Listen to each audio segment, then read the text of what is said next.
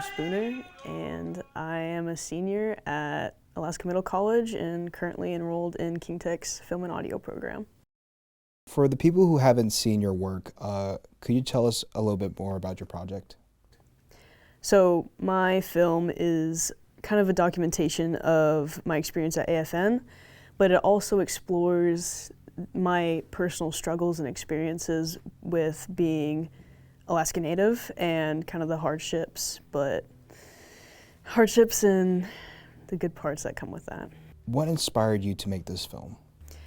So I had to make this film because I was missing out on a production during school because, I had to take time out of school to attend AFN. So my teacher told me to do a makeup project, essentially, and that's exactly what I did. And I went in with no plan and just kind of recorded everything I saw. Were you planning to make this as a blog, or was it something more to it? Originally, it was supposed to be like a vlog, yeah. So you can kind of tell that the beginning clips of the film, that's when I kind of went with like, oh, this is gonna be a vlog, but I don't know how to vlog and I don't really like to vlog. So I kind of just started recording everything else and thought I'd figure it out later, and I did. Were there any challenge in filming, and what did you overcome those challenges? There were some issues because my camera was being a little weird, and then it also just feels kind of awkward recording people at events, especially, it is a documentary, but yeah, it's kind of awkward. I wish I had more of a plan going into that film, but I'm more than happy with the product, so yeah. What kind of audience were you hoping to reach out towards? I would say definitely an audience of other mixed Alaska Native people, or just Alaska Native people in general, but it's still applicable to, I would say more specifically more applicable to mixed people, people who are white and some other ethnicity as well, because this struggle with identity is kind of universal among certain groups, and I think kind of like my film, I want more like the conversation. That's the goal here, is talking about this struggle with identity that a lot of us have experienced. What is your history with AFN and the elders of the youth conference, and have you been there before? Yeah, so this was my second year. The first year I went, so I work down in Kodiak every summer with my tribal corporation. And last year, they're called Native Village of Afognak. They decided to bring a bunch of people who worked for them, kids, and they all took us to AFN, paid for it, and chaperoned us. And that experience was just mind-blowing. I walked out of there feeling like on top of the world.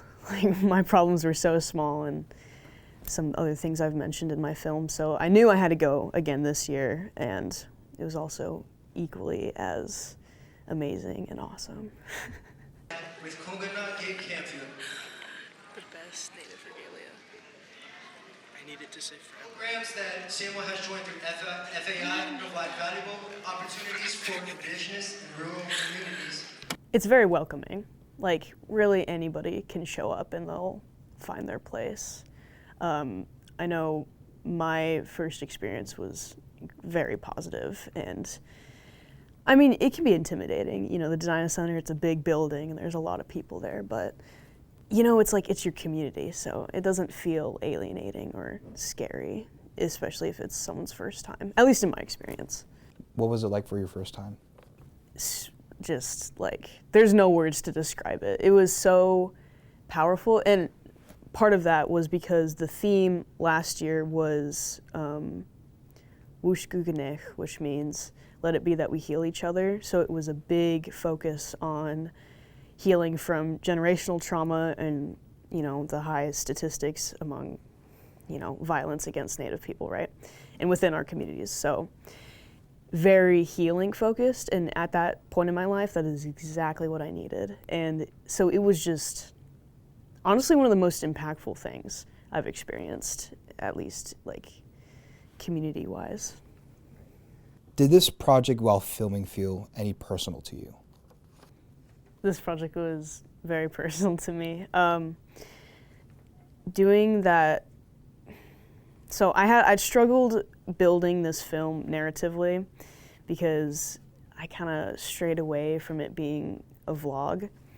And then it was very helpful. My teacher, Jeremy Blake at King Tech, helped me a lot with how to structure this, and he was saying it's important to have the audio clips, right? Of like, take the words you want your audience to hear and then put B-roll with it. We want to encourage young people and elders alike to respect and cherish our traditional Native values and practices while feeling ownership, a sense of ownership about who we are. So from there, I went and made kind of like a reflection of my experience, and that's when I'm talking in that film, that's what you're hearing, my reflection. And it kind of went off path because, you know, I did start talking about my experience with being Native, right? And it got pretty emotional, and I didn't realize it would go that way. I even say that in the reflection, but it didn't make the film. Yeah. Growing up, what did your Native culture mean to you? So I was raised by a single mom. So what being Native meant to me was going to these summer camps that I hated because I never learned about Sukbyak culture, which is what I am. I'm from Kodiak. We always learned about Yupik culture or Inuit culture, and it didn't resonate with me. And honestly, it was annoying. And then there was also, you know, there's that kind of like little kid, like, I hate summer camps part, but then there was also like the very real part where it was like, you know, literally seeing the high rates of substance abuse and domestic violence. And I don't think I realized at that point that those two things were correlated. It was just, oh, this is my reality. Yeah, and I also thought that the good parts of being Native, right, and the things I enjoyed, like fishing and berry picking and going to Kodiak, I thought everybody had that. You know, I didn't think that being Native was a good thing at all. I thought it was only the negatives. And that changed when I went to Kodiak and went to this cultural program called Digafognak, which takes place on the island that I'm originally from. And there I learned about my own culture, my own language, met my own people, was on my own land. And it was like a cultural awakening. I talk about this moment a lot because it was I had such an intense paradigm shift that, oh, this is something I should be proud of. And since then, that's how I've viewed my identity. And I've worked there every summer since. Well, attended and then started working there, so yeah. In your film, you mentioned that growing Native was something not to be celebrated. It makes me emotional, like how beautiful this is, because it was something I wasn't proud of. As a kid, being Native wasn't something to be celebrated. Can you explain that? Yeah, so like I said before, it's a lot of pain. It's a lot of scary stuff, you know? Like, there's like times, like most of the women in my family I've seen, you know, very hurt physically, mentally, right? And that's what I associated with my identity. It was the pain, you know? It wasn't the good parts, this like strength and resilience. Yeah, that's why I didn't celebrate it, because I didn't think it was a good thing. In your film, you highlighted something that one of the speakers says, and you put it on text on the screen. The quote is, "The great law of culture is to let one be what they were created to be." How did that make you feel while hearing that in the conference? So that specific time, or all the videos I have of the elders talking specifically, that was because I went to a sovereignty workshop where they it was meant to explain how ANCSA worked and those other like tribal sovereignty, right? Like how do we govern ourselves as people? And it didn't quite go according to plan, because a lot of these elders who were on the front lines getting, our people rights, and were oftentimes advocating against ANCSA, because there's just a whole bunch of stuff with that. But most of that workshop was them talking, and it was very special to hear all that wisdom, and especially that one elder who talked about how he wasn't proud of being Native until he was 30. I am very proud to be an eagle of the Tlingit culture. I am very proud to be a killiwhale of the Eagle clan, Eagle tribe of the Tlingit culture. But that didn't start happening till I was 30 years of age. It was just their words were like resonated with me so much, and that specific quote was just like, that's real. It's so visceral. Like, that's the great law of culture, is to let one be what they were created to be. Because I think that's kind of like the motto of giving our people sovereignty, is this is what we were meant to do. What effect did the experience of attending AFN and making this film have on you? I made this film not because, or like the message I put behind the film, right?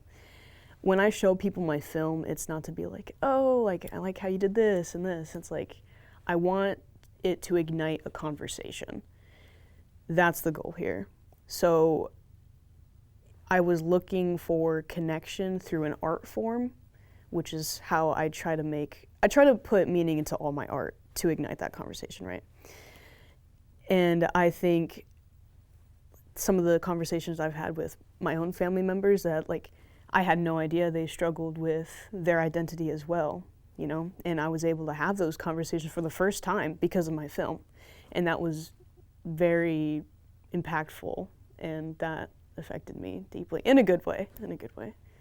Did you feel nervous about keeping in the moment where you are being very emotional about your experience? You know what? Yeah, a little bit. Like, I made that reflection and I just started crying, because it's raw, it's emotional, and I didn't expect that to happen, but I think it's honest and it's genuine and it's my real experience. So I think that's very valuable to put in the film, and something I've learned with taking these college classes is that like using pathos is a very powerful tool as a writer, right? And that kind of applies to this filmmaking, that I knew if I wanted to make an impactful film, I had to be vulnerable and I had to be real about this experience, because that's how you connect with people. What is next for you for future films? So right now, I will be taking second semester of the film and audio program at King Tech, and I'm really looking forward to that. But I do have projects I've had since last summer. Last summer, I documented my whole summer. Would have been nice to take in the film class before I did that, because there's a lot of mistakes in there. But yeah, honestly, film has just become this really fun hobby for me, and I'm an artist. I'm always looking for more ways of creative expression, and so far film has been a really powerful tool for that.